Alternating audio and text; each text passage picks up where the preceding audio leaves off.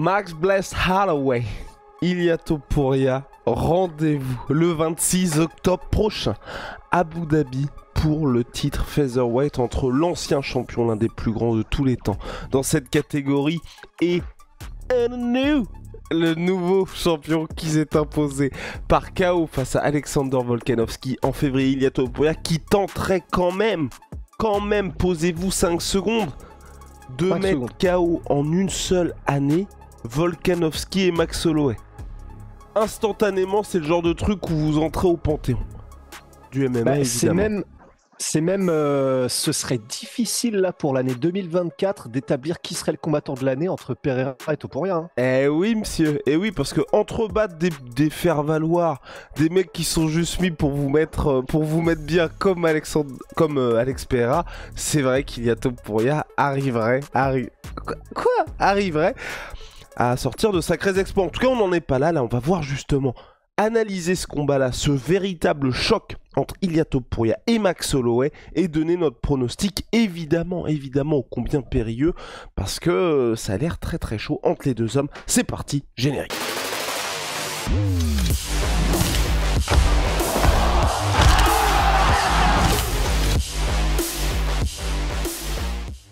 Aujourd'hui, Betclic, c'est le partenaire qui nous accompagne pour notre vidéo prono. Betclic, c'est l'appli officielle pour parier sur le MMA et le partenaire officiel de l'UFC. Donc si tu veux vibrer lors de l'UFC 308, on sait que t'aimes vibrer, toi. Tu t'inscris sur Betclic avec notre code SUEUR. Ton premier pari est remboursé jusqu'à 100 € en free bet si les perdants, le montant de remboursement est égal au premier pari. Il est reversé en crédit de jeu non retirable. Petit exemple. T'es là. Tu veux pimenter ta soirée, ça on le sait. On sait que t'aimes bien tout ce qui est un petit peu spicy. Tu te dis, Ilia Topuria, ouais, t'aimes pas trop, on sait que t'aimes pas trop, mais de temps en temps, ça fait pas de mal.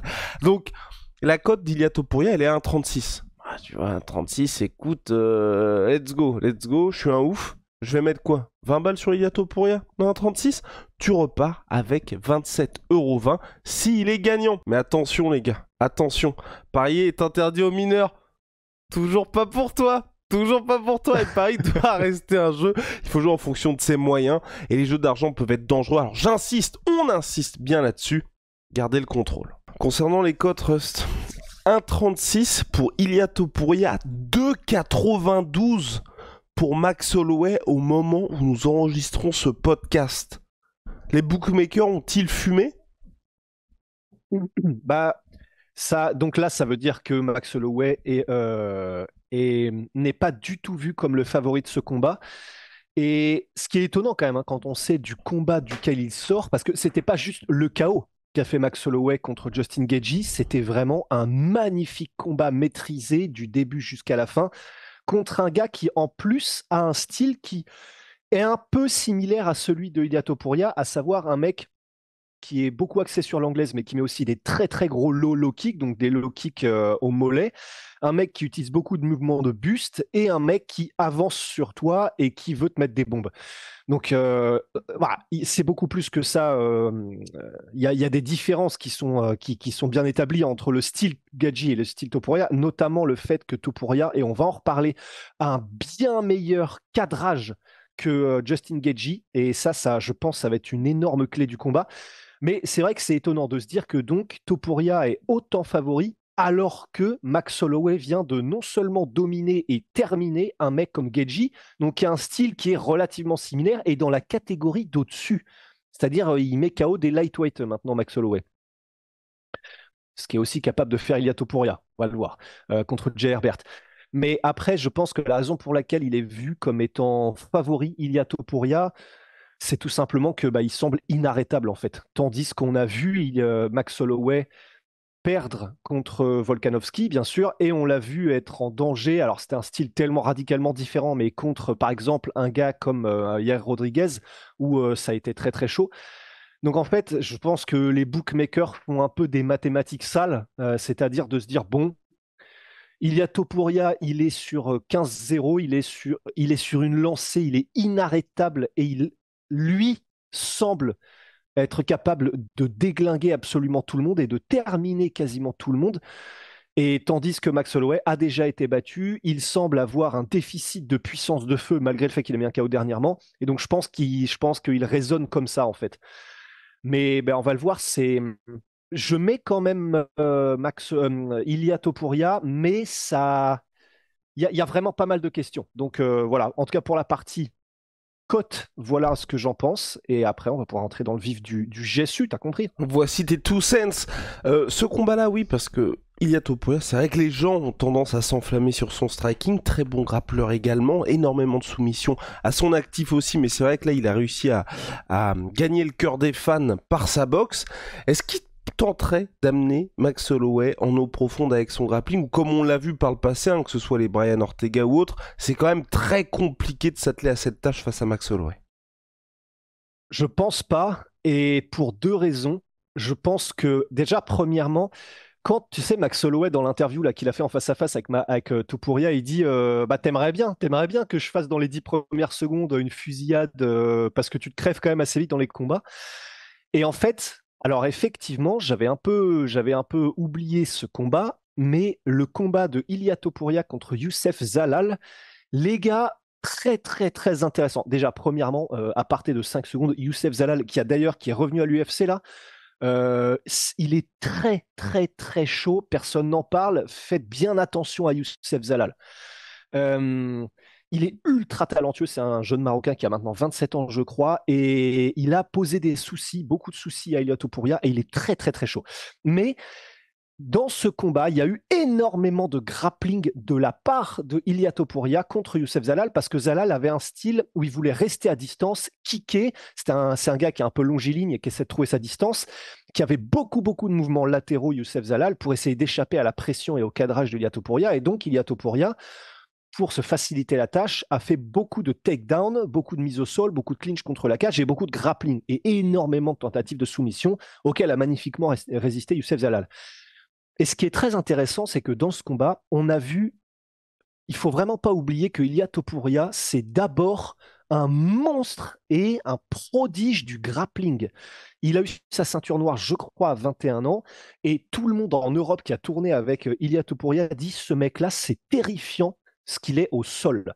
Maintenant, on le voit comme une machine à chaos, ce qu'il est, mais il faut vraiment se dire que le grappling, faut pas oublier que c'est là-dedans que personne ne veut aller avec lui non plus. Et, mais le truc, c'est que contre Youssef Zalal, on a vu des transitions absolument somptueuses d'une soumission à une autre, une guillotine qui passe sur un dars, qui passe sur un machin, des mises au sol somptueuses. La première mise au sol qu'il met à Youssef Zalal, c'est vraiment, tu as l'impression d'être dans la NCAA de lutte freestyle aux États-Unis. C'est un truc, il le balance en arrière, il se retrouve dessus. Enfin, vraiment, en termes de projection, de grappling et de contrôle sur tout ce qui est les phases de préhension, il lui a fait la totale Ilia Topuria. Il n'a pas réussi à le finir parce qu'il a vraiment magnifiquement descendu, mais il lui a fait la totale Ilia. Par contre, à la toute fin du combat et après avoir donné autant d'énergie sur tout ce qui était les phases de préhension, il était crevé, Ilia Topuria. Mais vraiment crevé, dans le sens crevé au point où à un moment donné, il se relève à la fin du troisième round, il est titubant et il est obligé de se tenir le dos contre la cage, sinon c'est le déséquilibre, tellement il est HS en termes de cardio. Et par contre, très intéressant aussi, le QI combat. Le QI combat de Ilia Topuria a aussi fait la différence puisque dans les moments où il était en difficulté comme ça, il est revenu sur sa lutte et son grappling en utilisant du timing pour avoir le moins d'efforts possible à fournir et mettre ses gars au sol sans avoir à forcer et à creuser dans le cardio parce qu'il n'en avait plus. Et il attendait que Youssef Zalal fasse des entrées, tente des genoux, etc., pour le timer et réussir à le déséquilibrer comme ça avec le moindre effort. Donc, en termes de fight IQ, même quand il est crevé, Ilia Topuria, c'est absolument somptueux. Mais il était mort parce que phase de grappling et parce qu'il s'est crevé à essayer de terminer Youssef Zalal sans y réussir.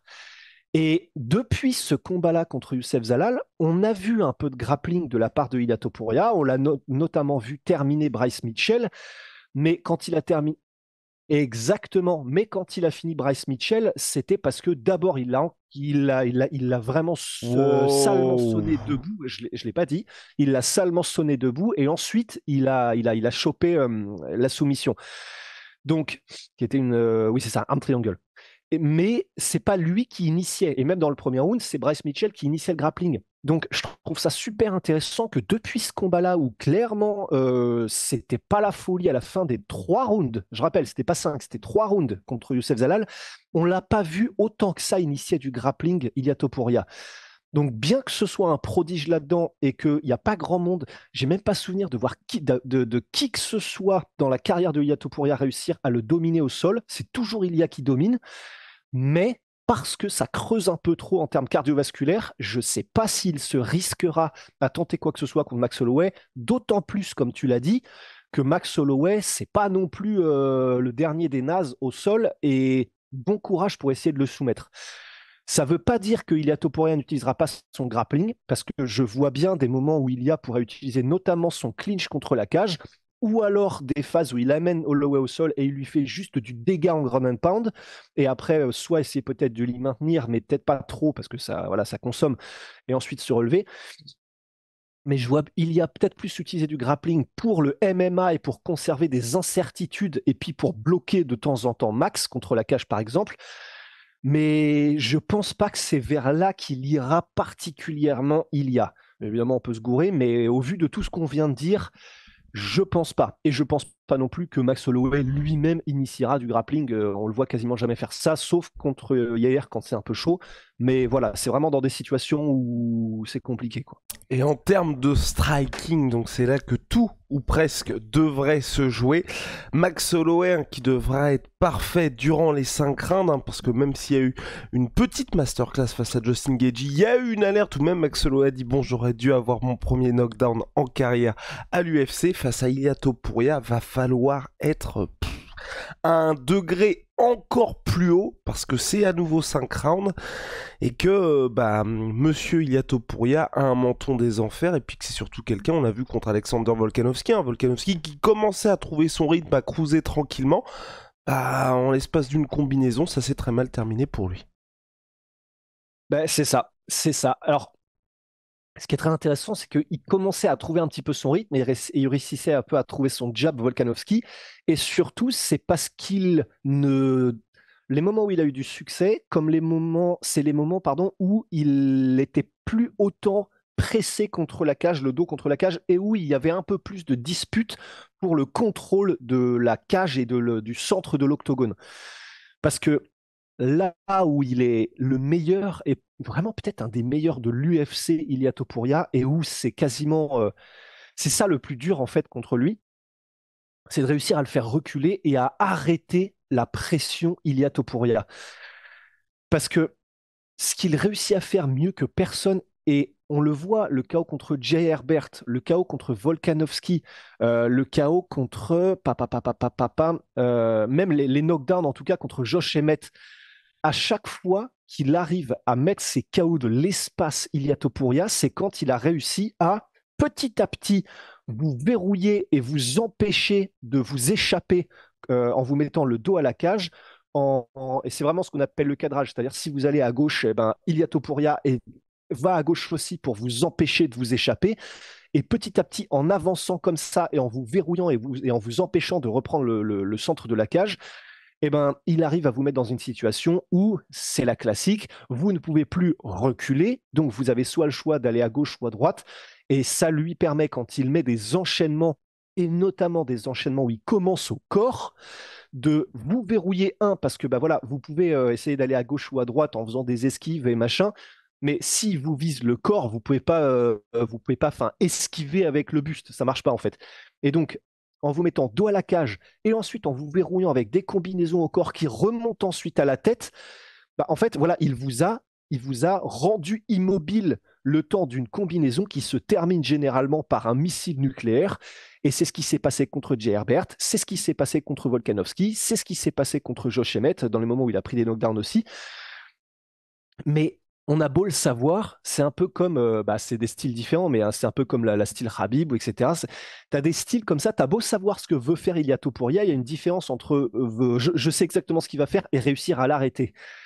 Et oui, les moments où il y a eu un peu plus de succès pardon, hop, les moments où il y a eu un petit peu plus de succès pour Volkanovski, c'est le moment où il a réussi à faire reculer un peu plus Ilia, ou en tout cas prendre le contrôle de la cage. Mais enfin, ça n'a pas duré très longtemps non plus. Et là où c'est vachement intéressant pour Max Holloway, c'est que dans le combat contre Justin Gaethje, on a vu que c'était des styles qui pouvaient être comparés, le style de Topuria et le style de Gaethje, mais Gaethje n'a jamais véritablement réussi, ni même trop essayé de cadrer Max Holloway. Donc en fait, oui, il y avait un style un peu similaire, mais enfin, l'arme la plus importante qui, qui donne autant de succès à Topuria et pour laquelle Max Holloway, contre laquelle il galère le plus, Max Holloway, c'est quand lui, on lui met la pression, et on l'a vu même dans le combat contre Arnold Allen, les moments, dans le 5e round notamment, où Arnold Allen poussait contre la cage et cadrait Max Holloway, c'est là où il a eu le plus de succès. Et deux, bah, c'est là où Ilia Topuria réussit le mieux tout ce qu'il entreprend. Donc, bah, c'était la clé du combat potentiellement. Et d'ailleurs, on entend pendant le combat le coach de Justin Gaethje lui dire mets-lui la pression, mets-lui la pression, mets la pression à Max Holloway. Seulement, c'est un peu plus facile à dire qu'à faire. Surtout quand tu as eu le nez explosé par un spinning back kick à la fin du premier round. Mais c'est vraiment une des clés du combat. C'est pour Max Holloway de réussir à garder l'espace derrière lui et de réussir à garder le centre, le contrôle de l'octogone, de garder de l'espace autour de lui. Et pour Ilia Topuria, c'est de réussir à faire ce qu'il fait toujours, c'est-à-dire de le cadrer et ensuite de le terminer. Mais là où c'est vachement intéressant, comme ça on aura fait vraiment un petit peu comme ça on aura vraiment été en profondeur sur le striking, c'est que il a un style, Ilia Topuria, qui est basique, mais basique d'une beauté. C'est oh là là, mais là, lorsque je regardais les combats de nouveau de Ilia Topuria, mais je me pissais dans l'œil. C'est vraiment, il a une économie de mouvement quand il est debout et quand il met en place ses différentes armes qui est somptueuse. Et d'ailleurs, on a vu qu'il s'était crevé parce qu'il y avait incorporation du grappling contre Youssef Zalal. Bon, il a fait 5 rounds contre Josh Emmett. Il était tranquille à la fin du 5e round. Il n'y avait pas de souci. Parce qu'il n'y avait plus du tout toutes ces phases de préhension. 2, parce qu'il était en contrôle du combat. Et 3, parce que c'est lui qui dictait les échanges et qu'il était à l'économie de mouvement. Le style de Ilia Topuria, c'est il se met en mode bloc. Donc, il est en bloc comme ça. Il est toujours une main ou l'autre qui est prête à parer les coups. Moi-même, je pars mon propre casque audio. Il est comme ça, une main qui est toujours prête à parer les coups. Il a des bons mouvements, des excellents mouvements de buste qui font qu'il est très difficile à cadrer et à toucher sur des combinaisons. Et il a aussi de temps en temps ce qu'on appelle le Philly shell. Hop là, regardez ça. C'est-à-dire qu'en fait, et on l'a vu énormément contre Josh Emmett, il a une épaule comme ça, son épaule gauche, parce qu'il est droitier Topuria, son épaule gauche qui est prête à parer les coups comme ça, qui arrive de ce côté-là, et la main droite qui est prête à renvoyer quand il faut, et la main gauche qui protège le corps. Et comme ça, avec des mouvements de buste, on a vu qu'il l'incorporait parfaitement contre Josh Emmett. Et c'est vraiment un de ceux, avec Sean Strickland en MMA, qui les incorpore le mieux. Mais il le fait de manière. C'est pas plus subtil que Sean Strickland, c'est simplement que son style, c'est vraiment pas que du Philly shell comme ça. Il a aussi beaucoup de gardes où il a les 2 mains au-dessus comme ça. Il sait varier ses postures et ses gardes à la perfection pour que ce soit toujours le plus efficace possible en fonction de la situation. On l'a vu, enfin c'était vraiment somptueux contre Josh Emmett. Il y a notamment au 5e round quand Josh Emmett était en mode bon là faut que je donne tout pour le terminer. C'était tout le début du 5e round, c'est une masterclass de Philly shell où il n'est jamais en danger alors qu'il envoie des bombes, Josh Emmett, juste parce que le style défensif appliqué est parfait à chaque fois. Et lorsqu'il avance et qu'il met la pression Topuria, c'est vraiment que ça, c'est de l'économie de mouvement. Il fait beaucoup de feintes d'avancée, ce qui a d'ailleurs, et ça c'est somptueux encore une fois, ce qui a d'ailleurs l'avantage, quand tu fais que des feintes comme ça d'avancée, ça fait peur à l'adversaire parce que tu sais que soit c'est une feinte, soit le mec va t'envoyer une ogive nucléaire, donc vaut mieux être sûr et reculer. Et c'est comme ça qu'il arrive à emmener exactement où il veut Alexander Volkanovski, qui est quand même pas le dernier et qui sait ce qui est en train de se passer et qui en plus a des très bons déplacements. Mais juste avec ces grosses feintes d'avancée, quand il fait une feinte d'avancée, Volkanovski fait 2 pas de retrait parce qu'il se dit ouh là, je sais pas ce que c'est, je sais pas ce qui arrive. Et donc, petit à petit, après avoir fait une feinte et il profite du fait que Volkanovski recule pour avancer, il gagne du terrain comme ça en n'ayant rien à faire. Ilia Topuria, c'est vraiment somptueux. C'est une masterclass d'économie de mouvement et avec le moins de gestes possible, de réussir à emmener le combat là où tu le veux. Et ensuite, une fois qu'il a emmené ses gars contre le dos à la cage. On l'a dit, voilà, c'est des grosses combinaisons où ces coups au corps font tellement mal que en plus de ça, en plus de juste verrouiller et rendre immobile ta cible, bah, enfin, tu sens que dans les échanges, comme contre Jay Herbert par exemple, il met une combinaison où quand le coup au corps passe, ça donne une espèce de demi-seconde de battement où Jay Herbert en mode comme ça et où il ne bouge plus sa tête parce que le coup au corps est tellement monstrueux et c'est ce qui fait que la cible, donc sa tête est immobile pour être cueillie par le overhand de Ilia Topuria qui débarque. Maintenant voilà, on a vu un petit peu comment c'était la manière de procéder de Ilia Topuria. Pour Max Holloway, on a vu un peu ce qui pour lui était un peu la pire des situations, c'est-à-dire quand lui-même prend la pression et recule et a mis le doigt à la cage. Ce que préfère Max, c'est du coup pouvoir avoir l'occasion de faire des avant-arrière, mais plutôt avec son jeu de jambes. C'est vrai qu'il n'a pas forcément des très bons mouvements de tête, Max Holloway, mais il n'en a pas forcément besoin puisque ce qu'il fait, c'est reculer et avancer exactement comme il faut, avec une gestion des distances qui est parfaite. Et lui-même, comme il te saupoudre de coups constamment, bon bah t'avances, lui il a reculé juste ce qu'il faut pour te saupoudrer de 3-4 coups et bon c'est extrêmement compliqué, t'arrives jamais à trouver ton rythme et lui arrive à te comprendre et à choper le tien au fur et à mesure des rounds. Maintenant, et un dernier truc, et puis comme ça on aura vu un peu grosso modo ce qu'était la partie striking, quelque chose que peut utiliser Max Holloway, et je pense qu'il l'utilisera, c'est les kicks. Parce que on dit souvent que contre quelqu'un qui a beaucoup de mouvements de buste, pardon, et qui en MMA ou en kickboxing utilise beaucoup de boxe anglaise exclusivement, même si on l'a dit, il a des très gros low kicks, Ilia Topuria, qui font très mal, hein, demandez à Josh Emmett, ben, c'est de mettre des kicks, des middle kicks et des high kicks, puisque, bon, bah, au moins, tu es sûr qu'avec des kicks qui viennent comme ça, latéralement, bon, bah oui, quelqu'un qui a des très bons mouvements de buste évitera les directs, et puis il peut même éviter les crochets en passant dessous, etc., en mode Mike Tyson. Bon, il n'arrivera pas à le faire quand c'est un gros middle kick de porc qui débarque. Et c'est pour ça que c'est ce qui est dit généralement. Si tu peux incorporer des gros kicks qui forcent le respect, eh ben, non seulement tu peux les varier et au bout d'un moment, quand le mec s'habitue à prendre des middle kicks, tu balances ton high kick. Bon, alors ça, c'est vraiment la classique la plus totale, la fameuse Leon Edwards, Kamaru Usman.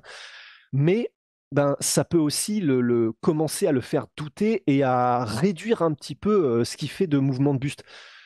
Donc ça, il l'a fait parfaitement contre Arnold Allen, Max Holloway, il l'a fait parfaitement contre Justin Gaethje. Alors oui, il n'a pas mis des KO avec ses kicks, mais enfin, c'est suffisant pour modifier la posture et la garde de ses adversaires et pour les faire douter.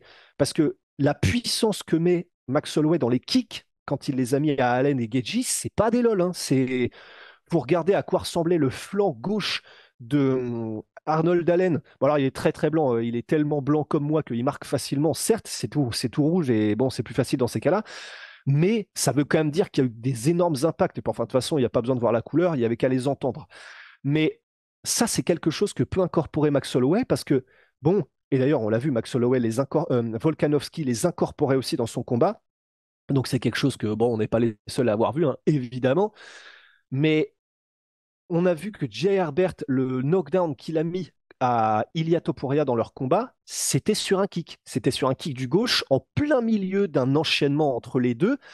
Et c'est le seul knockdown dont j'ai souvenir de ma vie qu'a pris Ilia Topuria. Peut-être que je me gourre. Mais c'était sur ça. C'était sur un high kick. Non, c'est le seul. Je me gourre. C'est le C'est le seul. seul. C'était comme ça, au milieu d'un échange où, ben voilà, il a beau mettre des mouvements de buste pour éviter les répliques en anglais Ilia Topuria, et ben il a pris un kick. Parce que là, vraiment, tu as toute une barre qui arrive sur toi. C'est pas pareil que juste un point dans l'espace. Et ça, ben voilà, c'est quelque chose que peut mettre en place Max Holloway, qu'il a déjà fait et qui, en plus de potentiellement rajouter des genoux, par exemple, ou rajouter des front kicks, c'est-à-dire des attaques qui viennent de bas en haut, parce qu'Ilia Topuria est beaucoup plus petit que Max Holloway, ben ça, c'est des armes de grands contre les petits qui marchent parfaitement.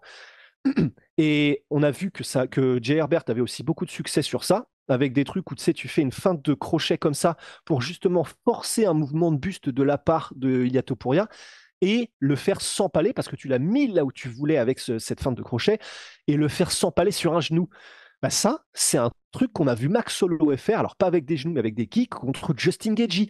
Des feintes comme ça de crochet large pour emmener Justin Gaethje là où il voulait dans l'espace et ensuite lui mettre un gros kick. Donc c'est vraiment intéressant parce qu'il y a des armes comme ça que peut utiliser Max Holloway, qu'il a déjà utilisé. Il a la puissance pour faire mal et pour imposer le respect à Ilia Topuria et qui peuvent faire vraiment du dégât et aller contre son style. On n'a pas vu Max Holloway mettre de KO comme ça, mais enfin, on n'avait pas vu Max Holloway mettre d'énormes KO de lightweight non plus avant le combat contre Justin Gaethje. Donc, bon, c'est pas forcément en dehors du domaine des possibles.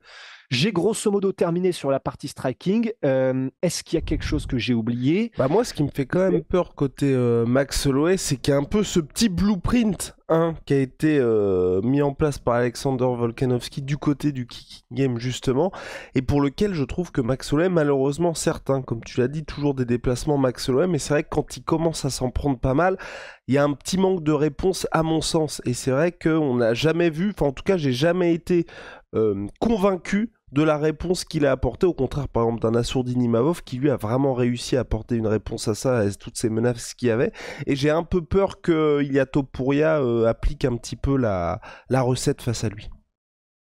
Ben, ça, c'est fort possible, effectivement, parce que c'est vrai que dans le combat contre Holloway, pour Justin Gaethje, il en a mis des énormes, au point où voilà, on sentait que non seulement le mollet commençait tranquillement à doubler de volume, et où ça déséquilibrait énormément. Enfin, il y a vraiment eu des kicks de Gaethje où voilà, il faisait un tour sur lui-même, quoi, Max Holloway. Et ben ça, c'est sûr que ça fait des diffs parce que Topuria, lui, il se prive absolument pas de l'utiliser. Il l'a utilisé contre tout le monde et avec énormément de succès. Jamais au point où ça a arrêté des combats et ou alors où ça a vraiment rendu infirme les combattants en face, comme par exemple, ouais, comme on a pu le voir avec, je sais pas pourquoi je pense à Douglas Lima, mais enfin oui, on l'a vu aussi avec Rory McDonald. Je ne sais plus contre qui c'était, mais voilà, c'est pas au point où ça fait autant de différences comme ça dans des combats pour Ilia Topuria. Mais enfin, ça en fait suffisamment pour faire douter ses adversaires. Et donc, bah, probablement que ce sera le même type de game plan contre Max Holloway. Parce que comme c'est un boxeur Max Holloway prédominant, eh ben, il a une garde qui est jambe écartée pour pouvoir s'asseoir un peu plus sur ses coups. Et bon, bah, ça, c'est clair que pour Ilia Topuria, ce serait du pain béni. Et c'est vrai que ça peut être quelque chose sur lequel il banque, sur lequel, je sais pas comment ça se dit. Mais ouais. Et puis sinon, Sur lequel il va qu'est-ce qu'on, miser, sur lequel il sur lequel bank, il, time to bank. ouais, bah, tu vois, mais c'est stylé, on est un peu américain aujourd'hui. Ben oui, ben Mais oui. voilà. Et sinon, je crois qu'on a fait pas mal. Il y a le fait quand même, bon, c'était un peu sous-entendu par le fait qu'il n'a pas beaucoup de mouvements de tête, Max Holloway, mais il prend énormément de coups, Max. Donc, Et à un moment donné, ça va se... Ouais. Et je pense c'est que ça les le gens problème. banquent aussi. Je banque aussi. Hey! Hey, Vas-y, viens dans l'Ontario. je pense Ah que non, c'est le Canada, ça. je pense que les gens misent aussi là-dessus. Je pense qu'ils misent aussi là-dessus sur ce combat contre Ilia Topuria et que ça peut être peut-être celui où tout va basculer déjà contre Gaethje. Moi vraiment ça m'a un petit peu inquiété. Là c'est vrai qu'il affronte quand même coup sur coup deux mecs où ça peut être chaud et même si le combat contre Gaethje, les gens peuvent se dire, on peut se dire que la performance était superbe, il s'est aussi pris beaucoup de coups et c'était en avril dernier. Il s'est aussi pris beaucoup de coups et bah voilà, c'est ça. Mais vraiment ça, on l'entend dans tous ses combats. C'est-à-dire que défensivement, il n'est pas forcément aussi magique qu'il ne l'est quand il est lui un peu enfin, sur l'offensive. Enfin, non, c'est pas. Disons que il a un très bon jeu de jambes qui lui permet de trouver des angles et même défensivement de se sortir de situations en cassant la ligne d'attaque de l'adversaire qui sont magnifiques. Mais comme il n'a pas beaucoup de mouvements de tête ni de buste, effectivement, il en chope pas mal et c'est simplement qu'il a un gros menton et donc il ne tombe pas. Mais quand tu te fais toucher comme ça et que c'est contre un mec comme Topuria, bon, peut-être qu'il réussira à en encaisser une, deux, trois, peut-être quatre. Mais enfin, des bombes comme on voit Ilia Topuria qui ont mis KO quasiment tout le monde. Josh Emmett, je ne sais pas comment il a tenu. Humainement, bah, déjà, il a pris seulement des knockdowns, hein, je ne sais pas combien il en a pris. Donc, bon, c'est pas comme s'il avait résisté complètement, mais enfin, il n'a pas été mis déconnecté total. Mais Josh Emmett, c'est une anomalie. Ça n'a aucun sens. J'ai revu le combat. Ça n'a aucun sens à quel point il arrive à résister. Je ne sais pas si Max Holloway, après toute une vie, et on sait qu'il a eu des problèmes même au cerveau à cause de ça, et c'est pour ça qu'il ne spare plus. J'aurais très très peur qu'un bombardier comme Topuria, ce soit un peu la goutte d'eau qui fait déborder le vase. Parce qu'effectivement, notamment on l'a vu contre Geji et puis même contre Allen, il y a beaucoup de moments où, quand les premiers coups lors des blitz et lors des avancées, ce sont des crochets, tu as l'impression qu'il les prend quasiment à chaque fois. Bon, il est non seulement très rapide, mais ultra puissant, Ilia Topuria. J'aurais très très peur que sur des crochets comme ça en entrée, sans même parler c'est la fameuse dont on a parlé à la fin de combinaison, que ça ne choque un petit peu Max Holloway, si ce n'est le déconnecter complètement. Et que ce soit ça ou dans des échanges, notamment parfois quand Max Holloway est celui qui attaque, en fait, il compte tellement sur le fait que son avalanche de coups va forcer son adversaire à lever les bras ou se mettre en position défensive, que parfois lui-même perd un petit peu sa responsabilité défensive quand il est en mode attaque et il prend des énormes coups comme ça. Et le premier et au dernier round, contre Arnold Allen, il prend genre direct dès le début du combat, il prend un énorme contre alors que c'est lui qui est en train d'avancer pour commencer à saupoudrer Allen. Le contre qu'il prend à ce moment-là contre Allen, s'il prend même contre Topuria, je pense que c'est goodbye. Vraiment, je pense que c'est très tendu.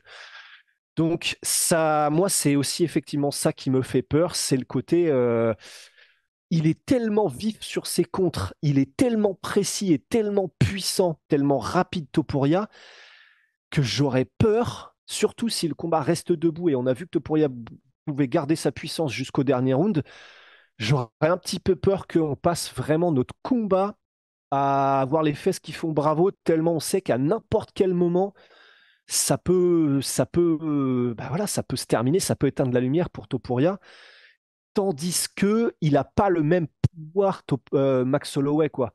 Oui, il y a eu le KO contre Justin Gaethje, et oui, avant même ça, il faisait très mal, mais c'est pas la même puissance de KO, quoi.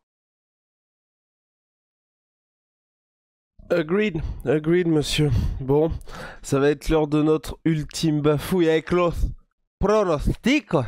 On va donner nos pronostics pour ce choc. Et vous pouvez aussi, vous, de votre côté, tenter de devenir le meilleur pronostiqueur sur notre site lospronosticos.fr. Alors, Max Holloway, Ilia Topuria, qui va s'imposer et comment? Après tout ce qu'on a dit, T'es trop sûr de toi pour essayer de bifurquer, vas-y. Je suis pas sûr de moi, mais si on parle probabilité, voilà, moi je vais mettre Ilia Topuria par KO pour encore une fois quelque chose qui choque la planète MMA. Voilà, mais on est sur des probabilités. Donc je vais dire Ilia Topuria par KO au premier ou au deuxième round, mais sachant que Max Holloway a aussi toutes les armes pour gagner s'il faut. Tu vois, c'est pas comme si j'étais sûr. C'est simplement qu'en termes statistiques, je mettrais Ilia. Ouais. Oh. I don't know. Je vais aller sur Ilia Topuria aussi. Ça m'énerve. Je vais aussi aller sur Ilia Topuria. Il y a un monde aussi où je vois quand même Max Holloway s'imposer, mais je vais aller sur Ilia Topuria. Je pense malheureusement que Max Holloway, depuis le premier combat contre Alexander Volkanovski, il a montré certaines choses que les gens peuvent exploiter. Il y a l'élite de l'élite qui peut justement exploiter ça, et je pense qu'Ilia Topuria appartient à ça, et je pense que malheureusement que premier, deuxième round, ça va être très disputé. Troisième round, Max Holloway va être une cible statique, et je pense que ce sera la fin de Max Holloway au troisième round. Donc je vois une défaite de Max Holloway par TKO au troisième round. Et puis il y a aussi ce truc là qui est terrible avec Ilia Topuria. C'est vrai que Max Holloway, bon, il a mis KO Justin Gaethje, mais bon, c'était dans le feu de l'action, c'était cinquième round, un coup que Justin Gaethje ne voit pas voir, mais c'est pas il est un personne, Max Holloway, et vraiment Ilia Topuria, il est tellement dur au mal, comme gars. Ouais, c'est ça. C'est... disons que, tu sais, je pensais à Chan Sung Jung aussi, mais enfin, c'est pareil, c'est Chan Sung Jung qui s'engage dans une fusillade, quoi. Exactement. Donc, non, tant que tu fais pas le fou avec Max Holloway, enfin, je peux dire que t'as pas de problème, hein. mais bon, tu peux finir le combat, et je pense qu'Ilia Topuria, il peut être dans une situation où les deux premiers rounds, il te fait outstriker, il y a pas de souci, il sera toujours dans le combat, et malheureusement, et tu vois, et en étant dans cet esprit de je vais récolter les dividendes, mais salement les récolter à partir du moment où tout ce que j'ai fait aura fait son office. Et à mon avis, c'est ce qui va se passer face à Max Holloway. Voilà, donc n'hésitez pas à balancer les pronostics. J'espère quand même que Max va s'imposer, parce que c'est notre gars sûr, vous savez. Donc voilà, rendez-vous pour la Fight Week de l'UFC 308. C'est... Oh Ouais, je suis comme ça.